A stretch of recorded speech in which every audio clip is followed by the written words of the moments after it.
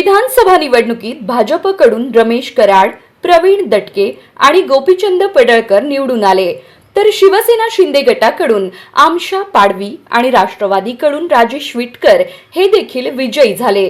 आता या आमदारांना विधान परिषदेच्या आमदारकीचा राजीनामा द्यावा लागणार असून यांच्या जागेसाठी निवडणुका पार पडणार आहेत। सोलापुरातून विधान परिषदेवर अजित पवार गटाकडून कोणाला आमदारकी मिळू शकते याचा आढावा या व्हिडिओच्या माध्यमातून घेऊयात। सोलापुरात राष्ट्रवादीकडून विधान परिषदेसाठी राजन पाटील, बाळराजे पाटील, उमेश पाटील, संजय मामा शिंदे हे इच्छुक आहेत।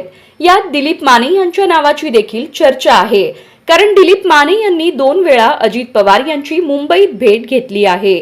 यामुळे त्यांना देखील ऐनवेळी संधी मिळू शकते। मोहोळ विधानसभा मतदारसंघ हा आरक्षित असल्याने येथील दिग्गज नेते राजन पाटील आणि त्यांचा मुलगा बाळराजे पाटील यांचे पुनर्वसन झालेले नाही। त्यांच्या नावाची चर्चा नेहमी होत असते, पण त्यांना संधी मिळालेली नाही, म्हणून त्यांना संधी देण्यात येऊ शकते। याशिवाय बाळराजे पाटलांवर देखील अजित पवार शिक्कामोर्तब करू शकतात। उमेश पाटलांचे नाव देखील यात येऊ शकतं।